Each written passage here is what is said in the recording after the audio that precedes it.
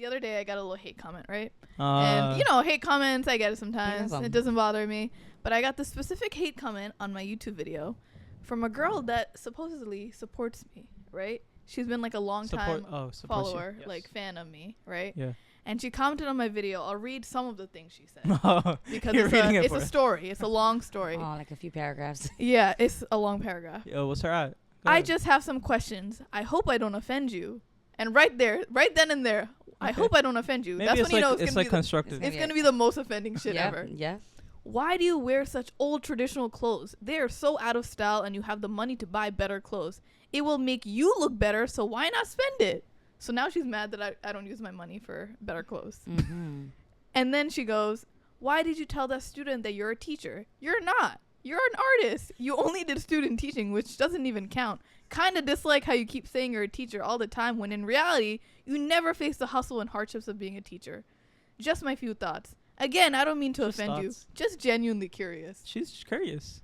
So my thing is, I get it. Like, you're asking questions to try to, like, understand better, right? Mm. But it's like there's a way to say things, but there's also a way to, like, read the room. Okay. Right? Like, read the room and, like, not say that, you know? No, literally. But on top of that, like, why are you mad that I'm choosing to wear clothing that still might fit me from a while ago, still looks good on me? Yeah. Choosing not to spend money on new clothes when I go to Bangladesh. But then on top of that, imagine getting your master's after spending 2 years of your hard time and labor to do student teaching and get your master's. Like, for example, like if you get your PhD, if you're a doctor and you choose not to be a doctor anymore, and would you not consider yourself still a doctor? Like you have a degree, you worked hard for it. Yeah, you got so the then title. I'm like, in my head, I'm like, what's wrong with you? Nah, because you got more money to, like, buy clothes. I got more money, I guess, to get more even clothes. Then, I was like, what if you don't want to? Like, you want to wear that outfit. Exactly. That's what I'm saying. It's like, I want to wear it for the culture. Like, it's an old outfit that my mom or my aunt gave me from a long time ago. I want to wear it in Bangladesh. Like, and she commented this on a video with me helping the kids. Like, that's a definite, like, read the room. Yeah, you couldn't pick a better video to comment that on. But anyway, I commented back. I was like, yeah, you're very disrespectful. Like, you should like, consider unfollowing me. And then she wrote back 3 times, and then she finally deleted the comment. That's nice. So my question to you is, how do you deal with hate comments? Oh, that's a like nice, big, like nice hate comments. Yeah. Or like the backhanded hate comments. Yeah. The backhanded hate comments, I feel like you had to address them. Like, you let them know, like, this is backhanded. Like, this is not a nice comment. Yeah. One, or the other one, you just, like, ignore it. Let the people play it out. Because at the end of the day, they're paying the bills. Yeah. That's how I see it. Exactly. That's how I see it. You know, I saw this one video where this, like, influencer, she has, like, a fake, like, influencer or, like, a fake spam account. And she comments hate comments. Like, she's on her own videos. Hustle, to girl. start the engagement. As you girl, you know what I do? Hate comments, pin them. Yeah. I pin them because I'm like, if someone else wants to start this conversation, go ahead. Yes. Back in the day when I first started, I used to be like, delete, because I know I'm going to go back and read them, right? And just be like, oh my God, why do they say this? What do I need to do? And I'm like, people are going to hate regardless. Yeah. And someone else can defend me, or if they don't, it doesn't matter. They're paying my bills. Engagement is high. And it's always like that one hate comment and like 1,000 like good comments. But then you see that one hate comment and you're like, dang. And you go back to read it. Like, it's just like, it sucks that it consumes so much of you. Yeah. Because somebody else will be like, oh my God, you're pretty or this or that. And then someone will be like, you fat pig. And it's like, oh, why did you call me that? And you're like thinking about it again and again. It's like, wait, this person is like, just worked their ass off, came back home, took time out of their day to type with both of their fingers and put this comment. And I'm like, you know what? You're a fan at the end of the day. At the end of the day, you want to be like me. The only time that I ever deleted something was do you remember the Barbie clip that we made? We had one video about Barbie, and like he was basically like supporting women, which is like unheard of for men. I do remember this. Yeah, I think I said like it was about like, oh, I watched like some videos of like girls at Taylor Swift concerts, and like it looks like, you know, there's for the most part like a genuine line, and like there's no like rowdiness, but if you look at like Rolling Loud, I don't know, kind of like a bad take. It was just a clip, right? It was all it takes. Goodness gracious. The like, men ripped you apart. No, it's like it's not only that they were staying on that video, like they started DMing me, like they would press my Instagram, DM me. Like, you know, like, they go with the extra effort. They're like, we're gonna like convert this man back to a man. No, like, literally. The Minimus came out. Yeah. But honestly, shout out to that them. pays the bills. Shout out to them. We had to delete the video after. Oh, wow, was that bad? That's the only. Delete the That's the video. only one that I was like, because I don't want. Because you don't want to I don't want continue. this. Yeah, yes. yeah. This is not the reason I'm gonna make it. And then my 17-year-old cousin opened it and he was like, "Damn, like you're getting toasted." I was like, but anyway, it's too much. At the end of the day, after I got that comment, I blocked her on Instagram. There you go. And then she what? unfollowed me somewhere. But then she emailed me asking for a refund on the sweatshirts that she bought 3 months before. Shout out to her. So shout out to you because I know you're listening. We know who you are. I know you're listening. That's end of conversation. Period. There you go. This is a podcast for you. Yes. Anyways, we dedicate it to you. What's her at? thank you so much for tuning back into our podcast. Our podcast called Difficult-ish, a podcast about different South Asian narratives, hosted by myself, Washington. Hosted by myself, Mahua Khan. And we got Miss Cynthia, Miss Shawtysin. If you haven't seen her anywhere, I don't know what is going on with you because she's literally everywhere. Like, she has close to 2 million followers on TikTok. She's been blowing up for ages. She's like the content creator of like your dreams. Like, she makes fashion content. In the building. She makes beauty content. She makes like the most like unfiltered vlogs where it feels like you're there with her. And I feel like that's so rare for like influencers, you know? So that's why I love you. Yes. Thank you so much for coming on to the podcast. Of course, this is our first video guest that we have on the podcast. I'm very excited. Yeah, thank you so much for coming today. I hope people are tuning in and watching this video. Yeah. But I do regret not wearing makeup though. You're girl, you look like you got a filter on your face. Oh, thank you. I was like, I want to come in casual and like no, I love it. Chill so we can really get into comfy vibes. Yeah, we're chilling. Yeah. We're chilling. So she's a little Jersey girl. She came here all the way to Queens. You want to introduce yourself for a sec? Yeah, go ahead. Hey everybody, I'm Cynthia Victor, but yes, also known as Shawtysin. Love her. I make content on social media. Yeah. I always lead with like I talk shit. Yeah. So people can get a better understanding. Like, okay, that's the route. Yeah. Like, you know, like she's raw. We're getting unfiltered shit over here. I talk a lot, and that's really what's running my business, and here we are. I love that. I love that. Something that I love about your stories is that like not only do you talk shit, you like talk nonstop. Because I feel like it's rare on Instagram stories for people to just be like talking. Girl, people are all about the aesthetic and they're like, well, let's take this out, let's make it minimalist. And I'm like, I could give two shits about that. I want to see rah. Like, I have crust in my eyes, I'm telling a story, I'm like, wait, let me take it out. Like, you know, like this is real raw stuff. And it's so much easier to just be authentically you. And even the idea of like people talk about burnout and whatever, I'm like, you only burn out if you're working so hard to like you're taking make it too this serious. picture of yourself, yeah, right? Yeah. Like, if you that's a quote. Just come on as you. It's easy to be that person. You know, I remember you posted this one story before of like just your dining table, and it was like the immigrant core dining table. There was like letters here, like, you know, like a piece of lettuce and seasoning, like random like, shit. I was like no one would post that as an influencer, you know, because it's like you have your luxurious life, like you go on brand trips, you do your thing, but it's like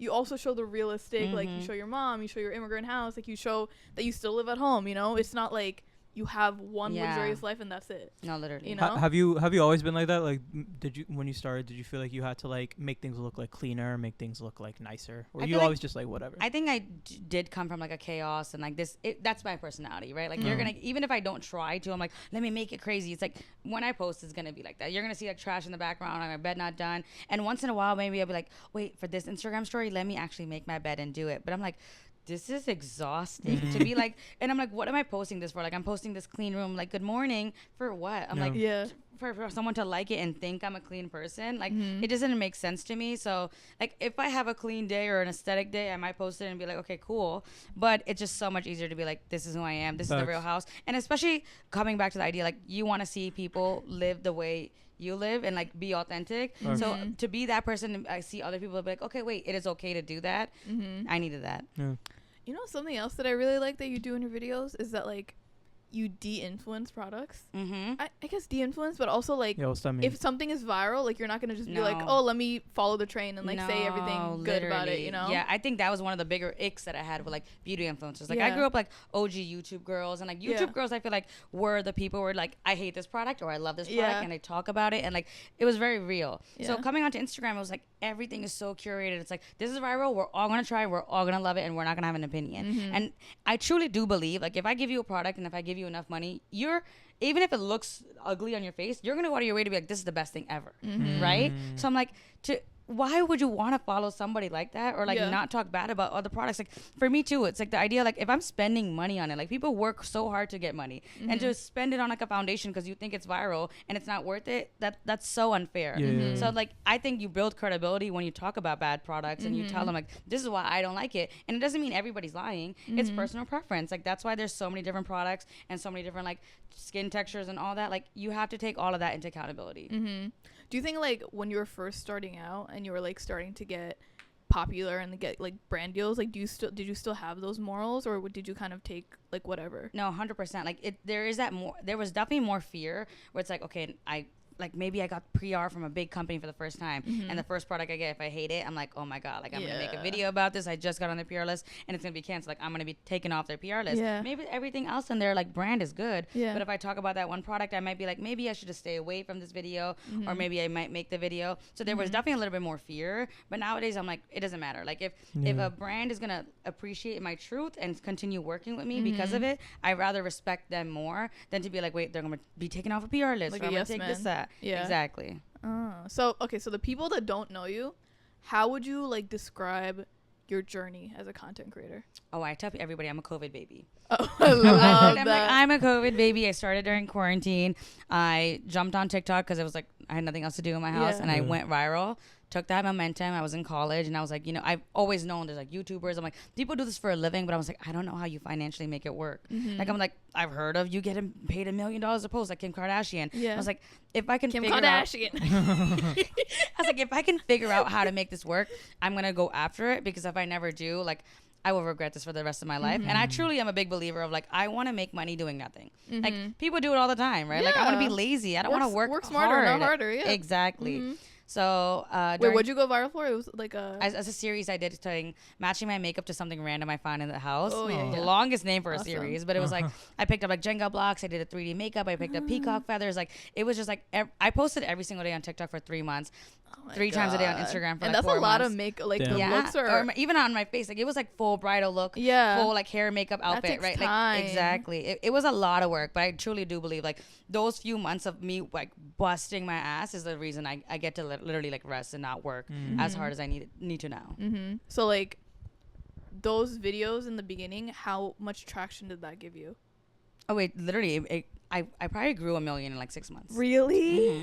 Dang. Do you feel like at least like your opinion, do you feel like it's more like quality or quantity when it comes to like social media? It depends on the era. Like everything is like during COVID, it was quantity.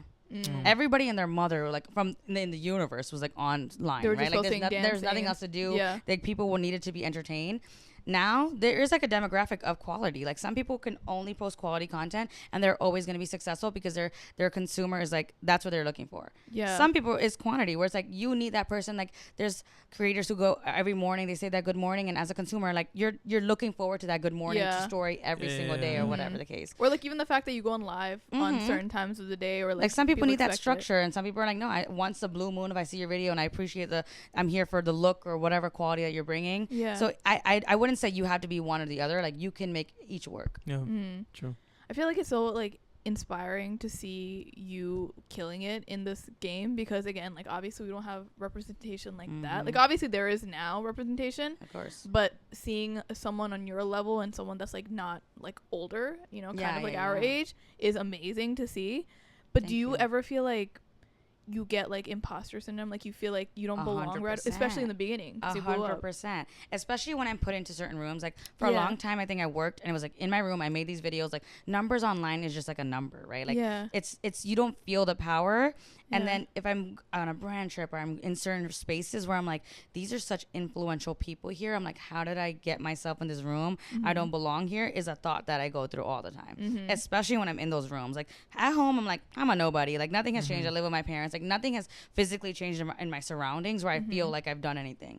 But when I go to these other places and I see these people, like I followed for 15 plus years or since I was a child, I'm like, wait, we're sitting at the same table. We're having the same opportunities. I'm like, this is so crazy. I'm like, you worked hard, I got lucky. I use that word all the time. I'm like, I got lucky. But it's you like, also worked hard. But then, you had to sit down and be like, no, you worked hard. You do what you need to do. And like, if it's not you, it's going to be somebody else. Exactly. So take the space. Exactly. Like if you got a talent, you got to take advantage of it. You know, like it didn't happen to you for like no reason. Like it happened to you because, you know, it was sure a little bit of luck, but it was like that was kind of meant for you, you know, like, so you just took upon like that advantage. I don't know if we got into this, but you are Sri Lankan. Yes, I am. Your background is Sri Lankan. Wow, and to we're break this up, I got some fun facts about Sri Lanka that I wanted to share. Because I'm so excited about that. I was doing a little bit of research on Sri Lanka because I've always been really interested in Sri Lanka. I don't know anybody Sri Lankan, but for some reason I've just always thought it was like it's just like a little island that's like in the Indian Ocean, and I've just always been really interested. So I did some fun facts. The food is really good, right? It is. So I'm gonna share some fun facts, and we'll let us know your thoughts. We should have about done these this fun in the facts. beginning. We should have started off. I wanted to, but we got into it quick. Okay, first, with unspoiled beaches, timeless ruins, incredible wildlife, wow, what is this and stunning. Yeah. No, I wrote this. And stunning landscapes. Sri Lanka is called the land of serendipity. What do you think about that? Is Sri Lanka a serendipitous land? 100%. I used to tell people when I was younger, I was like, India is like the touristy place you go to. Sri Lanka is a place you want to go to if you want to be treated like royalty. Because like, there's not that many people who like go to be tourists, right? Especially like, except for like the white people who go to get on the trains and stuff. Yeah. But it's such a peaceful land. Obviously, we have like our geopolitical issues that every South Asian country has. I think the last time it went viral was there was like somebody broke into like the backyard of like someone. That's the last time. The politics of the country honestly ruin it, but I think the land itself is so beautiful. Yeah. It does bring me peace. Being Tamil, I think I'm so proud of it, and I'm so happy I've gotten to this place. Growing up, I used to think I was Indian. My parents did not tell me where we were from because there was a genocide that was happening in Sri Lanka. So the background of Sri Lanka can be very like, it is what you want it to be. Like if you think about how disgusting and gruesome it was, and like the genocide itself, it's like so sad. But then if you appreciate the land for itself, like we have seafood and beaches everywhere, right? Like we just go, we have fun. I think we're very peaceful people. But yeah, it is what you see it. I would recommend everybody to go there. When was the last time you went again?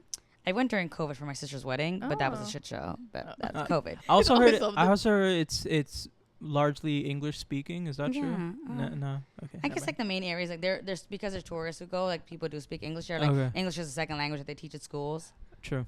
This is my favorite, my personal favorite. And please tell me if this is true or not, if you know. In Sri Lanka, it's very common for people to waggle their heads from side to side. More of a pendulum swing than a shaking of the head. There's quite a bit of variation on what this exactly means, but generally it means yes or an affirmative action. So instead of like nodding, it's like that's very true. But I feel like that's also Indian, right? People do that in India too. I think there's different directions that people go in, like different areas of the world. Like Sri Lanka might be like a number 8 or something. You know, you just sway. Right? That's so cute. Could I be catching myself doing that? You know, just for fun. Like maybe that's kind of like maybe I got you have Sri Lankan ancestry. A little bit. I saw this one video and it was like there's like 3 ways of shaking or nodding your head, and the one means like yes, one means like a shy like I don't even know how to explain it, you know, but there's like it's very like similar a side to one touch or like a full touch, like a down up, like there's so many. That's so freaking cute. Yeah. Okay, anyway. Okay, that's all my fun facts. That's all you okay. Yeah. Are you sure? Do you have No, I have no more. Okay. No, there was one more. I didn't write it down, but I remember. The national sport of Sri Lanka is not cricket, even though cricket is the most popular, but it is volleyball. Y'all play volleyball out there? Wow. You played volleyball in Jamaica, right? Out there. Yeah, we did play volleyball. Yeah, right? I played volleyball in high school too and everything. There you go. But I never knew that was a Maybe national it's in your sport. blood. And now we know. Now we know. That's why I'm good. Get it up. 4'11" and I still make it. What's Bangladesh? Is it cricket? Cricket, probably. Right? I don't know. It might or be something totally fishing. Badminton. Yeah, fishing. Like that. We have badminton in our blood. Some. But anyway, back to the depressing stuff. Okay. Oh no, not depressing. So like as the brown like South Asian creator, like I feel like especially when you started out, obviously people were also getting on the app, but you started off with like no one like us really on it, right? So what kind of like hurdles did you face doing that. Also to add on to that, something that I asked myself when I first started making content was like, you know, she used to tell me all the time like, oh, put hashtag Desi, hashtag Bengali, and I was like, I don't want to be like a Bengali writer. Like I don't want to be that. Did you kind of go through that too? 100%. Like I feel there was no like Sri Lankan Tamil representation here in America. Like I can't even say that now, right? Like growing up, it was a lot in Canada, Europe, and I seen those people like they're influencers, and I was like, I know it's possible, but I didn't know how to go about it. But I felt very heavily on the idea like I'm an American and I'm also Sri Lankan Tamil. And it was always like I wanted to be a beauty guru and I didn't want to push the Indian narrative, like, oh, Indian jewelry and Indian clothes and this and that. But I knew it could give me views. So I was like, I need to use it to my advantage. I wanted to be known as Shawtysin. Then you can know, oh, yeah, this is her background. This is it. Instead of pushing the narrative like, I'm brown, I'm South Asian. This is why you have to follow me. Because sometimes you can get stuck in that idea of like, maybe my people will support me more and I can grow. And then from there, I can, you know, do what I need to. But then at the same time, you go back and forth. We're like, wait, people should know, and I should be happy and should be proud of where I come from, and like hashtag Desi, hashtag this, and like use it to your advantage. No, I feel like the same thing for me. When I first started out, I had to kind of, I mean, I still use it sometimes just to like bring it out. Like the algorithm kind of pushes out sometimes to those type of people, especially if it's like a topic about like South Asian mental health or like whatever, right?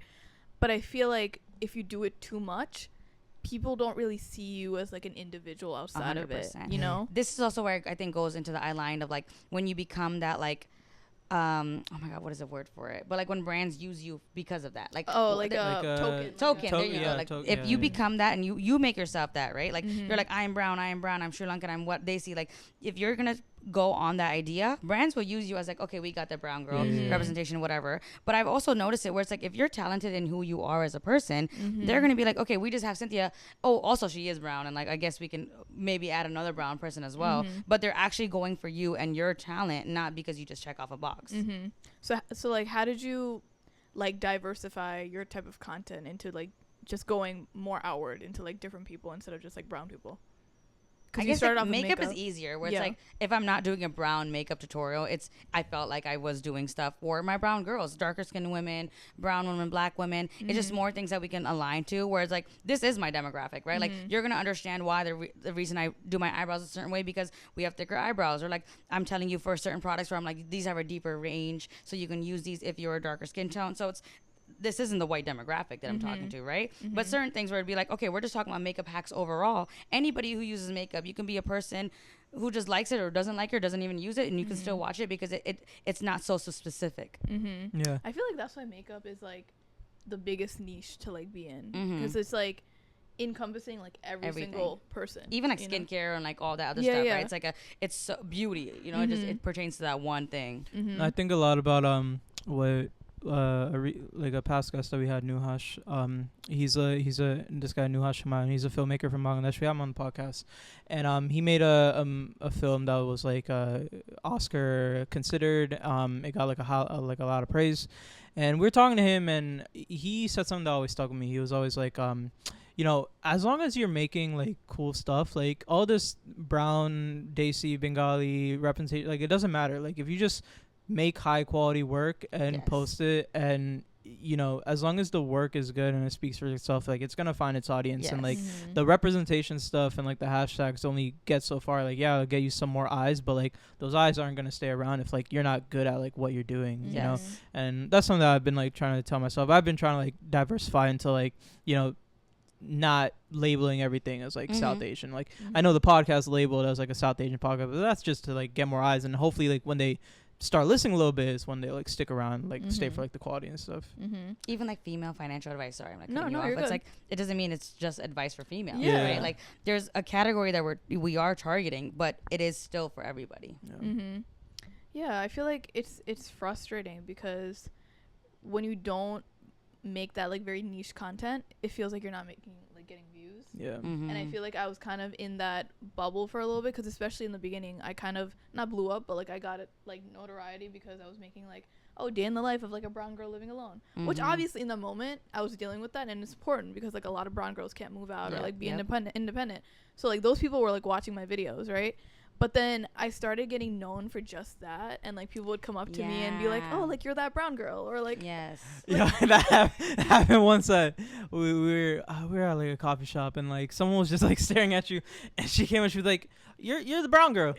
That's literally how she. And like she's no like, okay. name, nothing. Yeah, It's just you're the brown girl, and I'm like, I'm glad that like I've reached you. Yes, but also I have Agreed. like a name and like a personality Yes, outside of that, yes. you know. And like think about it, when we talk about Alex Girl, we're not like that white woman. Yeah, we say her first and last name. Mm-hmm. How many times do you talk about a brown woman and we say their first and last name? Exactly. We don't ever go like, do you know Lily Singh? Probably the only one, right? Mm-hmm. Like that's it. Like Mindy beside- Kaling. Oh, okay. Yeah. Okay, that one. There's You'll two. There's two. But granted, the There you fact go. that we can count them on one hand, right? Yeah. Yeah. Compared to the amount of white women we say first and last name, Facts. we're like, oh, this girl who lives in Queens, she has a clothing line. We describe it so specific because that's how we'll remember, but we never give the time to be like, this is their name. Yeah, that's so. You got Yeah, that. that's hand clap. Like There everyone you should go. hand clap at that Snap. because that's so freaking true. But it's so hard, like establishing your own Identity as a person besides brown. Yeah. Yeah. Do people come up to you and say like, "Oh, are you Shawtysin?" Yeah, I Like try to your do the username? Shawtysin literally because it's easier to say those two names and like not remember a last name, but Shawtysin, right? So it's like you might be able to do it, but I do get a lot like, you're the get ready with me girl. Oh, and like when people say me, they're like, get ready with me, and I'm like, I'm glad I have an identity that you can remember who I am, but I'm like, if you remember my name, that's even more respect that you're giving towards me. What was your relationship with like your culture and your ethnicity growing up? I know you mentioned that you said your parents said that you were Indian. When did that shift happen? When like you started being a little bit more proud of like being Sri Lankan and stuff? So growing up, my parents didn't talk about it because it was obviously a genocide in Sri Lanka. But when I was 8 years old, my grandmother passed away, and that was my first time going there. And I was like, wait a second, like we are not from India. We're from another like place. And it literally back in the day, there was maps where Sri Lanka was not there. So if I was in my school map, and I'd be like, where the hell is it? Lost. So then as I grown up, and Nicki Minaj, like I give her so much like praise because you're right. Thought about that. That's the only way I got so much representation. I used to go out to people and I'm like, you know that lyric, what a bad bitch that came from Sri Lanka. I'm like, that's me. That's all Shout out it Nicki. takes. That's and Shout out it was, Nicki. like, that's when I realized representation matters. Yeah. Like that sentence held me until college. Yeah. I said that That sentence so often, and then people would be like, oh, they would know nothing, not where the country is, what it is, or whatever, but they've heard of it because of that one lyric, and now they can be like, okay, there's a place, and this girl is from there. Yeah. When I went to college was when I would always describe it and be like, yeah, it's probably you probably never heard of it. Like I would always have a backup, like you never heard of it. It's an island, blah blah blah. College was like oh yeah, I have a friend who's Sri Lankan, or like I know where that is, or like people would say something, I'm like, wait, like maybe it was just where I was from was just very ignorant, so they never grew their like mindset to learn about more other cultures. What kind of people did you grow up with in Jersey? Urban and black. Like Hispanic and black. Yeah. And then college, you had more like diversified people. Diverse, everything. There was like Sri Lankan people who went there, right? Like Yeah. that was my first time knowing brown people. Yeah, I didn't even grow up wow, around same. brown people, Yeah, so it was same. like a whoa culture shock for Yeah. me for sure. Mm-hmm. But then it was like I want to learn about my culture and I want to be proud about my culture. Yeah. Because I was like, what am I ashamed of? What am I afraid of? And from there, it was just like I went back to Sri Lanka often with my parents, and we would do like the whole 3-month trip. Like we full send in, like full summer. Went hard. And like yeah, like even learning my language, I just like I grew so like happy and proud of it. So I'm like, I want to learn Tamil. I want to make sure to like pass it down. Like, even though Tamil's like the oldest language in the world, and it's like so crazy to know that later. Was that not? He's like a fun fact. No, I didn't want to like put too many because like I didn't want to like bore you on stuff. But, like I had to do some editing. Like I took some out and stuff. You're spending time on this today. Yeah. So it's like things like that where I'm like, I didn't even know that until I learned about it. So it's like I have to learn about it, but also tell other people about it. And I'm like, it makes me proud of who I am too, right? Isn't it so crazy how like you grow up not knowing or hating your culture, and then there's like this like shift in energy and shift in your mindset where you're just like so proud of it out of nowhere. But I feel like a lot of people don't have that mindset shift. Like they're still kind of like I'm not really like that embracive of it. Yeah, you know. I think it has to do a lot with your surroundings. Like I'm like, even when we grow up not liking our culture, why is it? It's because these stupid ass bullies, right? They make fun of you. They make fun of culture because they're just ignorant, right? Even like compared to like we eat Korean food now and it's so normalized, and I hear so many stories of like Korean kids being like, oh, this is what my mom used to pack me for lunch and they used to make fun of, and it's like it's all these other uncultured children who make fun of these cultured children, and like that's what it comes from. And then that's why it's so weird and like, oh, like you should be embarrassed about it. But now we come back to the conclusion of like, yeah, like we like Afrobeats. It's so normalized, right? We're not making fun of African kids, or we're not making fun of Korean food. We're not making fun of Indian food because people like it now. Like it's because it's taught more, which is a beautiful thing. But it literally comes down to like who you are surrounded by. And if you grow up and you're an adult now and you're still ashamed of your culture, you should think about the people you surround yourself with. Because those are the people who make you hate your culture or love your culture. That's fact. And it's so easy for someone to make you hate like where you're from, like from like the slightest comment. Like what's it called, growing up in middle school, I used to carpool with this kid, and like his nickname for me would just be India. Like he would just call me India, and like that used to just make me hate just like being brown, even though it was like based in nothing. And like I've had Colombian friends where like they would get like made fun of like talking about like, oh, they're Pablo Escobar, like their country is, you know, is known for drugs. Lack of knowledge, like, right? Like that's all you can ever relate one thing to. Like Baljeet, I felt so bad for all the brown boys. Like that's a one like connection that you have to Indian boys, and you're like, Baljeet, that's a Baljeet, that's a Baljeet. And it's like, what? You can't win out here, bro. I remember like I grew up in a white/brown area, but it was brown more for like Indian people, not like Bangladeshi people. And so like no one would really know what Bangladesh was, even though there were brown people around me. And also, like, even small, subtle things, like them listening to Punjabi music or Hindi music. Like, I got used to listening to that. So we it's can like, talk about that. It's like, in itself of, like, the idea of brown, I don't know about so many other brown cultures. Because when do we take the time to learn about it, right? We're always like, okay, we're that category, everybody else is this. But it's like, how much do you know about, like, the Pakistanis? How much do you know about people from Bangladesh, right? Like, we don't sit down and be like, what's the difference in our food? What's the difference in our language? We're not comparing. It's like, we just don't even have the interest to do that. We're all kind of like competing with one another, or just meshing it all together, just assuming that everything's the same. Yeah, I would 100%. Even the outside where I think it's more the idea of like they all do the same thing, they all eat the same food, like butter chicken and like Hindi. Yeah, like, they're like, you're a Hindi. That's my favorite. You are a Hindi. that sentence I've heard way too much in my life. We went to a Broadway show, and like we sat behind these two white guys, and one of the guys started talking to me, and like the first thing he said, it was like, oh, like, where you from? And like, I never know where to say like Bangladesh or Florida. He's like, where are you from? India? Sometimes You're I like, forget. Florida. Like, Orlando. That's literally what I said. That's literally what I said. I was like, I'm from Florida. And he looked at me. He was like, that's not what I meant. Really from? They don't know how to say ethnically. And then he was like, oh, are you from India? I was like, nah. I was like, next to it. And he was looking at me. And this guy he's like 60, like old. He's like looking at me. He's like, I don't know. I was like, yo, like next to India, like next to India. He was like, oh, you made him guess. You didn't tell him where? No, I didn't tell until I did eventually. But he was like, South America. I was like, there's no way. Like for a second, I don't know if he heard me wrong, but also I didn't say anything wrong. Like I was very clear with what I said. I was like, next to India, South America. And then he's like, nah, I don't know. I was like, Bangladesh. He's like, oh, okay. I was like, yeah, I know you don't know what that is. He skipped all these regions and went right. He skipped it. He went across, yeah. And then he goes, oh, you know A.R. Rahman? He was like, I'm friends with him.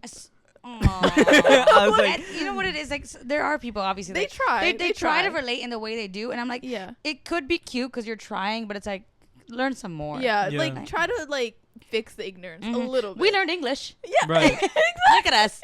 You know, we wear American clothes. I know what H&M is. I know pop culture. You could do a little bit more like educating. Yeah. What are your thoughts on us being labeled, like pulling this umbrella term like brown and like South Asian? Yeah, and, I just made a video on that. Not like not diversifying, not like specifying like Bengali. Like, you know, you just mentioned the Sri Lanka genocide. How many people know about that? I didn't even know about that. You know, even the Bangladesh genocide. I unfortunately didn't know about that until a couple years. Like, I didn't even do my due diligence in learning about my own history. You know, so like how important do you think that is, like distinguishing everybody? I think it is very important. Yeah. Because we're still lacking like level of representation, right? Like it's still like there's bits and pieces of us here, but like in the bigger scheme of things, like we're still not seen. And I think it's also a little bit embarrassing where it's like brown people make up such a big population of the world. And for us to not still make it, especially in the creative spaces, is what I'm like, this is so hard. Like in terms of education, we're always like known as like the doctors, the engineers, or the IT bros or whatever. But it's like, why can't you give us that same credit when it comes to creative spaces and also differentiating in between all the different types of Southeast Asian like representations? Yeah, like the other day I went to an iftar at like the Met, or not the Met, at the MoMA PS1. That'd be kind of fire though. But anyway, it was an iftar, right? And it was like all these Muslim women. We had like prompts. We went around and like introduced ourselves, and like one of the prompts were like, oh, how can we make New York or like the world a better place for women, but like also like how can we just like change, you know, the safety for women, you know? And someone said like, if we just change the education for like in schools to like rebuild up the system, you know? And so that like reminds me of what you said, because it's like in social studies and history class, like we didn't learn anything besides like obviously American history, but it always makes us seem like the good guys, right? For the most part, we didn't learn anything about anything in Nepal or anything in Bangladesh or anything in Sri Lanka, like nothing. So it's like, imagine if we had actually learned about our history, even if we lived in like an environment that didn't have people that look like us, like it would have made us feel more confident, like actually know about ourselves, like the world around us. And I feel like even in college, when I did take like, you know, more of like an overbroad like history class, we still didn't really learn about that. Yeah, like think about like world history classes, like what, like we learned a lot about like Roman and Greek history and the Ottoman Empire, which is like good to know, but it's like, why are we focusing so much? Like, exactly. What does it do for us? What happened in like 1980? You know, like what happened in 1990 in like that African country? American studies and things like that, like those electives are not even as popular. You know, it's also the idea. Like in my head, I'm like, if you just teach like overall, like the slightest bit of each country, it gives the other child or like the student curiosity to learn more about the culture and not itself. look at it in like a bad way, you know. Like if like the only thing that, you know, we associate with like Afghanistan is like the Taliban. Imagine like we learned more about Afghanistan. How many Afghani kids would that help? You know, like the only thing we learn about Syria or Libya is like just whatever bad thing is going on there. Like why don't we learn something good to like counteract how we think about these countries? I feel like they try to like make everything very, I don't even know how to or even think about it. Even the other countries that we know, we only know them for war. That's how they're always taught, right? War. It's like, this is the reason we fought with this people for this or whatever. It's like, we never talk about the good parts of other countries. And that's why there's such a stigma around so many other countries. And they're like, these are terrorists. These are what they're always going to be labeled as. Like they group it together in a way where it's like simplified, but it's all negative. So it's like South America is like all cartel. Like exactly. Drugs. Whereas like India is just Bollywood, you know? Whereas like Europe is like the good guys, you know?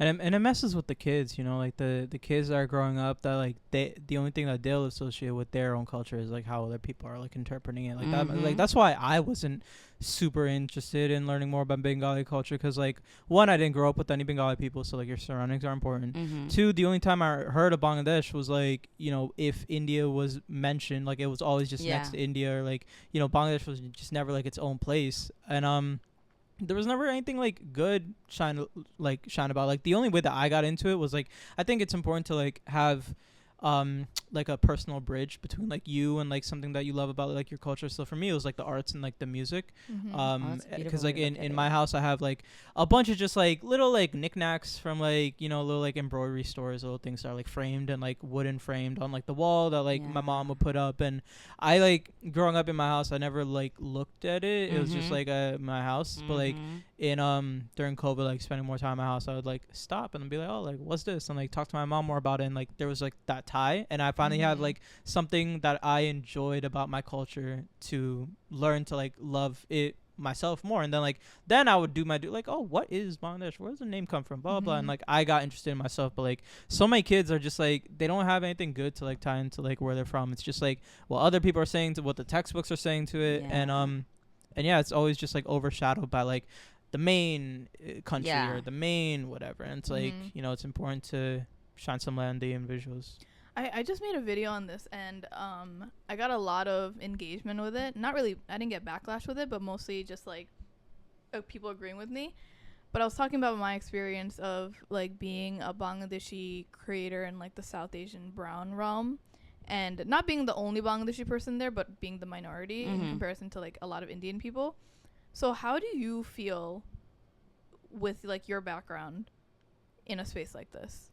Like, do you feel left out, or do you feel like you belong? Yeah, what are your thoughts on like South Asian events? Like South Asian events. So many different What's thoughts. going on? What's up? I remember I met her at a South Asian event, and she was like, "What the heck?" What's happening? Are they needed? Are they necessary? 100%. Yeah, Are what's there up? benefits of them? 100%. Is there room for us to grow? 100%. There's the fact that, again, we're South Asian, Desi, or whatever you want to call it, but the subgroups are not represented as much as they needed to be in that group.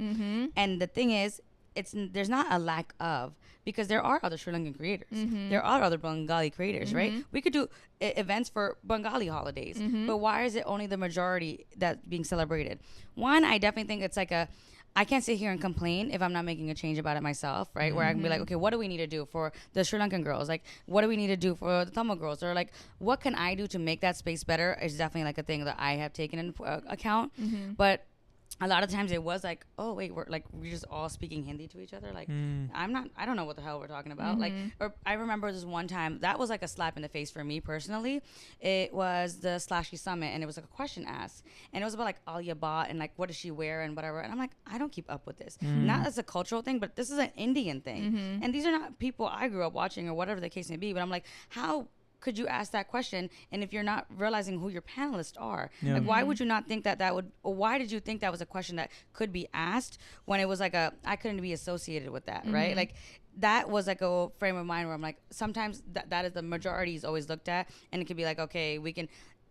What I'm trying to say is there's still ignorance within that community, and that needs to be addressed, but it can only come from them. As much as I want to push it, they need to reflect and be like, what can I do to make other people feel more included? How did you even answer that question? I said I have nothing to do with this. I don't know these people. Good for you. You're stupid. Good for you. Because I'm like, I'm not gonna sit here and be like, I could have said like, who's like, it was like what wedding look did you like better? And I was like, I don't know these people. What a question. Yeah, imagine, and they're like, oh, just time. say Alia Bhatt. And I was like, it was just like a what? Yeah, when we bring up issues like this, we don't want to be pinning like Indian versus Bengalis or Indian versus Nepali. You know, we don't want to be doing that because, again, that's like it's already happening. Yes, we already have like the competitive nature in us, so it doesn't help when we like also do it. But then at the end of the day, it's like, what can we really do to make it more inclusive? Because like we're doing our part by making content about, you know, Tamil Sri Lanka or like Bangladeshi, American, whatever. But for events and like for other people to know about it, like what can we really do? Like obviously when we did our podcast event, we made it very like Bangladeshi and like very like culturally like us, you know, so people felt a little bit more comfortable. But that's just like us. Like how can other people like bring their ideas to the forefront as well? Because again, education is a big thing, but it's like you can't just change that overnight, you know. So what did you like about the event that you went to? Like, how was it? How do you feel like it was different? Our event? No, the one that you went to, the Muslim one. The iftar one. Iftar. Oh, the one that I really liked. What I really liked about that event is like it felt like community based, you know, like obviously there's a bigger purpose. Like obviously every single event that we go to, if it is South Asian, it's for community, it's for representation, but the representation has been so watered down where it doesn't even feel like, it doesn't feel genuine anymore. Like representation is just a word in my head anymore. It's like, we could talk more about this. Two things I want to know. One, because I used to feel really, really like icky about this, of like some of the creators who were blowing up for being brown or Desi, and they would like, I personally would think that they are the most like whitewashed or watered down version of a brown person, but they were the ones who were getting the most like limelight in anything, right? Wherever, like if you were looking at a creator, they were like the ideal brown creator. But in reality, they had nothing to do with their culture. They were so out of touch with their culture. I learned that you can't sit here and say like that's not a real brown person because they do X, Y, and Z, because that is their version of being a brown person. And I get that, I understand that, that's their experience. So I can't sit here and be like they're not a real brown person, right? Certain times like people wear jewelry with their like cargo pants and a shirt, and I used to hate it, but now I'm like, I get it, that's how they feel representative, and that's normal. And like it was just like a hard thing for me to process, because it was always like for me a differentiation between like American or being brown and being proud of it, or using it to your advantage to get more views or XYZ. Your thoughts on that? Go ahead. I feel like that's like the bare minimum. It's like so superficial, because it's like when you water down brown culture or Desi culture to just like jhumka, or like to just like I'm drinking a mango lassi or chai, like when the conversations are so base level where it's just like it feels like 5-year-olds just talking to each other. Yeah. There's no like substance to it. Yeah, you just know? because that's all you know doesn't mean like, yeah, you're brown, but like you don't have the right to use this as like your like a basis for like your platform. Yeah, like you have like some more work to do. Like if I wanted to make like a reggaeton album, like just because I grew up with like Latin people doesn't give me enough like leverage to make, like I have to do my research. I have to learn more about the language. I have to go spend time with the people. Like I have to do more work in order to like try to build something off of this, because like yeah, it's yours, but like there's still like you're a 5-year-old, like because you just started. In my head it feels like some brown people are just role playing as brown people by just like using some terms that are like very clickbaity. Yeah, like literally I see it as like if a white person was to do this, they're be canceled, because you're literally trying to pick and choose what you want from Indian culture or brown culture and be like, this is cool. But because you're brown, it is acceptable. But I'm like, why is it that acceptable? And this another part of this question is which I love, is the idea of all representation isn't good representation. What are your thoughts on this? That is fact, because I feel like nowadays people are just like, I'm doing this, but it's for South Asian representation. I'm doing this because of this one thing. But what they're putting out there isn't like, I don't good know. version of that representation. This shit evolves, you know. It's like 15 years ago we loved seeing Balji on the screen, but it's like now like we need more than just like talking about like Chai and Jumka's like that would have been great 20 years ago, because we started with nothing. But it's like the stuff evolves. Like now the stuff that we're seeing, like we just watched the trailer for Dave Patel's new movie Monkey Man, his second trailer, and one, it was amazing, and two, I was like looking at the comments, and one of the comments was like, oh, this is, you know, it's a Indian man who's directing and starring in an action movie who got people from India to play Indians, like not people from the diaspora. It's people, he went to India, they don't have to fake Indian accents, and they're like amazing at what they're doing, and they're making a movie that's different and fresh, and it's not Bollywood, some completely different. It's like, yeah, that's like a high budget movie, but it's like the stuff evolves. We can't just be doing what we've been doing for like the last 10 years. Like we gotta be innovative. We gotta think like what isn't done, you know. We can't just treat like if there's like a Hollywood movie and they're trying to portray like brown people or like, you know, Arab people, but they're like a terrorist or like a taxi driver, like you can't expect me to be like clapping for that. You know, that's not like, I get a brown person's in the movie, but girl. See, I totally agree with you. However, I feel like we've only gotten to this point so far in society because we've had mediocre representation. Like even when like Kamala Harris was like vice president, right? Everybody was going crazy. So was I. Right. I think it's better to look at the small parts of like, yes, this is a woman. This is a little bit of a brown woman in her, right? Yeah. Like it's good because then you can see yourself being able to do certain things. But overall as a picture, like maybe politically she's not the greatest person. Yeah. But it allows us to start imagining things for us. Like manifesting. Right. Like even certain characters that we do see in movies. Maybe they're a background character, but because you do see them, and it might be a watered down version of a representation, that makes us want to achieve more. That's true. I agree with that. It's like if you saw like a backup dancer on like Broadway, like one of the dancers in the back that was like Bengali or something. Like even though like he's not in the light. People loved that Bengali guy in Barbie.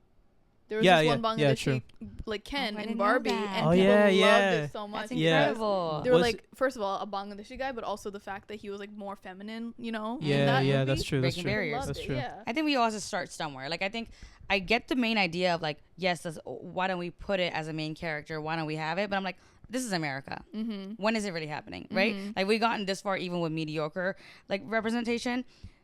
I don't think we're just gonna jump straight into good representation. Right. It has to like go. I think that makes sense, but I think in like the butter chicken girls and stuff like that. Not the butter chicken girl. That is like we're good on that. Put that on a hoodie, please. Sell it next month. Like honestly, it will sell out. That's what I'm saying. We're good on that. We're good on that. The butter chicken girls. We got enough of you. Yeah. So, but the reason why I liked the iftar so much was because like it was community based, and we didn't like just keep using the word representation because that does not mean anything to me anymore.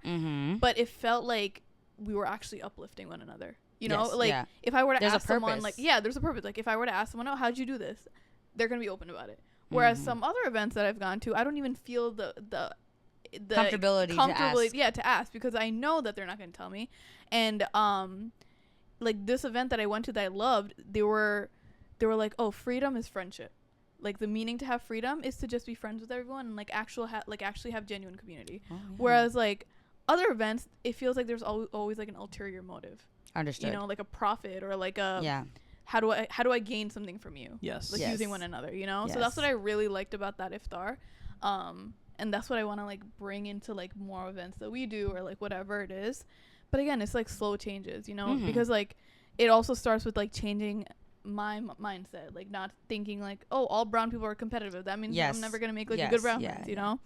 Even talking about the stereotypical brown people, right? Like, I feel like sometimes some people, we're always consistently like critiquing, and there's a lot of good things that come out of it. We've met on social media, right? Like, I look at you as a friend, and I'm like, I get inspired by you. These are all good things that we can see in South Asian friendships, and there's great like futures that are coming along. I don't know what I'm saying. No, exactly. Because it's like, if I had that closed mindset where like, oh my God, all brown girls are competitive, they're gonna talk shit, like whatever, like, where would we be as a society, you know? It's like you have to genuinely try to unlearn that yourself, because like we met on social media, but also on top of that, like the reason why we actually like are friends is because like we help each, like we open up about things, you know? We're not just like surface level, like we're not contractual, it's not like we're not gaining like things like that, you know?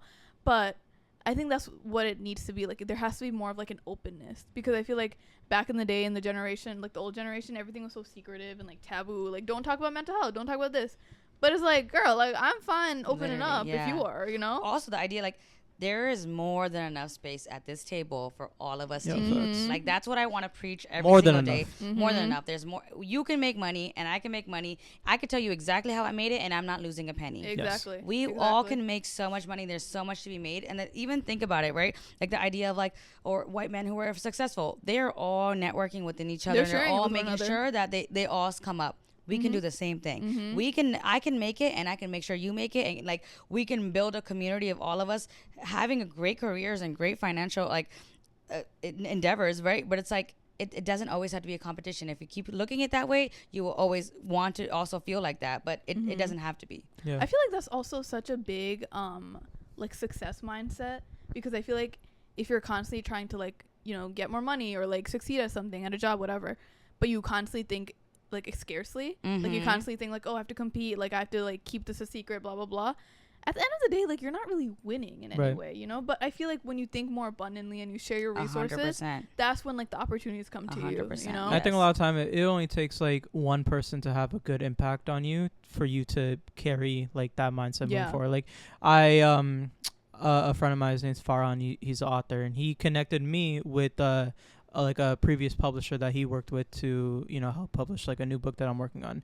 And I had never like that was never something that I would expect from somebody, because I thought that was like a big thing. It's my publisher. I have the contact. I earned the contact. And you just like, yo, you want it? It's just such a small thing that he can do that can change your life, right? That's what it comes down to. It's like so minuscule. Like I can send you a link to like do this or that. Like these aren't even the ideas that we need to put into like social media world. These are ideas you could put into any world. Like you could be a doctor and be like, hey, I took this Pilates class. It was great for me. And like share that. Like just sharing like knowledge doesn't hurt anybody. Yeah, we don't be even like our friend Nasreen, right? Mixed by Nasreen. I hit her up like 2 years ago or something, just cold DM'd her, didn't even follow her, and I was like, yo, like I see that you have this like manufacturer, like how did you do it, like you're so cool. She didn't respond for like 3 weeks, and then she like randomly responded. We hung out, got coffee. She told me literally everything. And I'm like, I think that was the first person that like shared like finances or like how to work with the company. She connected me with the people in India, and I'm like, damn, like there's actually like good people out there. Literally. We need that. And it's like, if they can do that, like why can I do that? And like it's like that one trickle effect of one person. Be the change you wish to see in the world. Exactly. Put that on a shirt too. You know? Be that person. The bindi girl. Be that man. Be that the woman. Change you want to see. Yeah. All right. So let's be like open for a second for the girlies that are like very like in their own heads. Okay. And they don't know how to grow as a creator, grow financially, grow as like a me. Yeah, you okay? Yeah, he wants to grow. My food page, like, what's up? Like, how do I like, do this? Like, what would you say to them? Like, do you think that there are enough like things 100%. To go around for them? Like starting off with like the number one question of like, how do I start? Whatever. Yeah. You just have to start. Yeah. Let's start there. Literally, you have to start. And as much as we talked about sharing, so many people have shared. If you want to know the knowledge, like YouTube it, ask somebody. Don't be afraid of getting denied, right? Like you can DM me, you can DM her. Maybe we won't reply for 3+ weeks or anything or never. Yeah. But someone might reply back to you, give you the answers you want to hear. And like Google is free. Yeah. Google is free. Like all the knowledge is there. Try it out. Like you can never say you failed because you tried something, and you will learn something from that experience. You are capable of doing whatever you want to do. You don't have to look a certain way. You don't have to be a certain size. You don't have to change yourself in any shape and form, because think about all the people who are successful. They are themselves, and that's how they became successful compared to the white people, whatever. But and guess what, even then they're themselves. But I feel like it's like all of us are going through imposter syndrome. Like all of us are scared of failure, but it's like the difference is like we tried. You know, like we're pushing through that's literally all it took. Like we could be nothing. I might have made those same videos and never got a follower, and like I tried and I did something. You might think that, or even when it comes back to like social media wise, like I tried YouTube, I tried Instagram, I tried all this stuff before, and I never made it. It was years ago. I was probably 16 when I first tried. And I tried again, and it happened. Like if you give up, you will never make it, right? Damn. You just gotta keep going. Damn. Pain of discipline or pain of regret? Hey, that was good. That was good. That was good. All right. I got some rapid fire questions for you. Okay. We're not gonna answer these. These for you. Just first thing that comes quick, off the head. Like don't think about it too much. Just you know. We haven't done this in a while. Me? Bucket list item. Go to Tokyo. Ooh, nice. That was quick. That's a good one, actually. That's a good one. I want to go to Tokyo, too. What's your hot take? What's your hot take? About anything. What's a hot take? What's a hot take? You want to share yours? No. She said hers. I thought it was the worst hot take ever. She said popcorn doesn't belong as like the movie theater snack. I was like, what would be a good movie? I'm saying because like it's quiet. It's like, you know, quiet is not the word I would use. Okay, but it's not chips. It's not chips. Chips okay. Maybe some like cotton candy. Oh, that's so soft. All right, like, go ahead. Now I'm like, what do I even think about? Oh my god, hot take. Like, we can be more sustainable overall. It can be. What was it? Society can be more sustainable. Can I have like a specific like what's something that like majority of society, when I say this, actually 1% could be more sustainable. I think the impact of 1% being more sustainable will make a bigger impact than the larger society. We're out here washing our cans, recycling them, and then like a billionaire taking Swift on the jet. They're taking private jets everywhere else, and I'm like, you're definitely hurting the earth way more than we are. If any 1% is listening, if y'all are 1% listening, chill with that jet. You don't need Taylor that. Swift. Next question. What's your worst purchase? Airport food. Ooh. It's sometimes like there's been good times, but there's been like a bad purchase of like a sandwich that you pay like $40 for. You know, I spent $30 on fried chicken in Doha, Qatar, and I wanted to throw up. I bought $15 on a water bottle the other day. It's like that. Where? I was dehydrated. Where? It's like that. It's like Newark. Oh, it's not even another country. It's in America, girl. And it's Aquafina.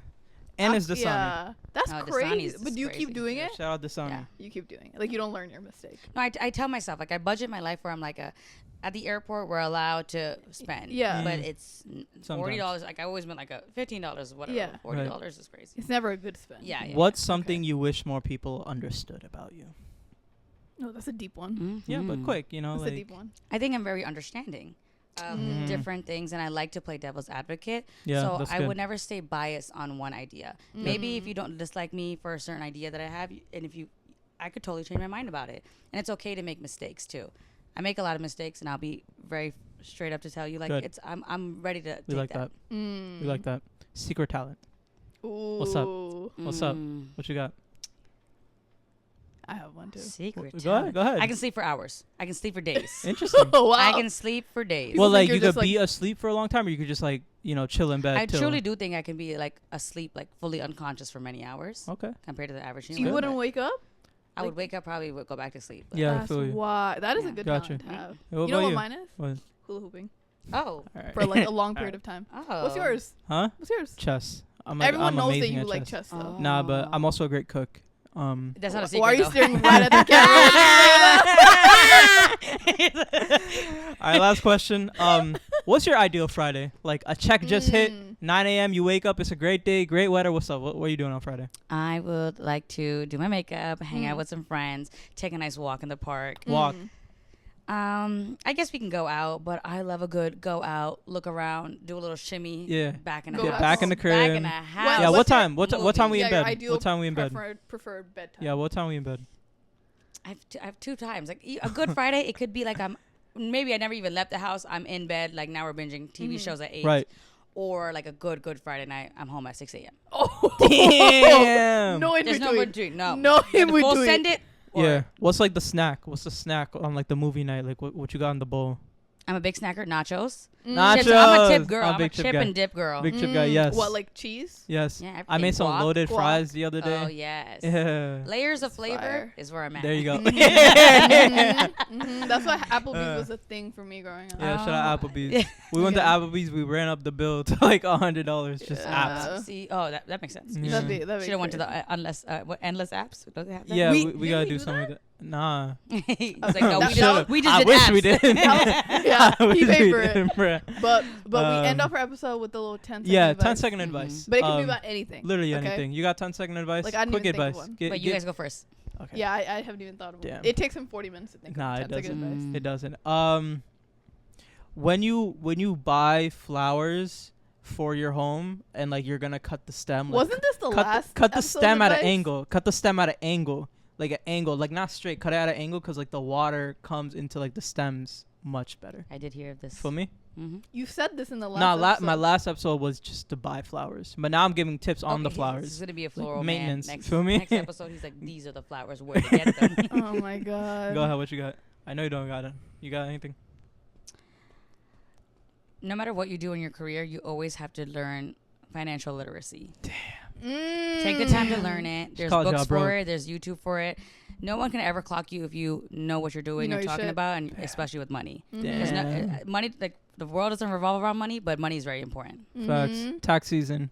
Did you have to learn that the hard way, or you like learned Hard it? way. Hard Yeah. way. I had to learn it the hard way too. When I did Yeah. taxes last year for the first time. That hit. My dad said he's not gonna help me with taxes this year, so Girl. it's gonna be all me. IRS, please. Yeah, no, please don't take me away. Mercy. Don't take me away. I'm just a girl. I literally kept telling him that. I'm like, just a girl. Alright, Anyway, what's up? what's my 10-second advice? Why are you asking me? Oh wow. Oh wow.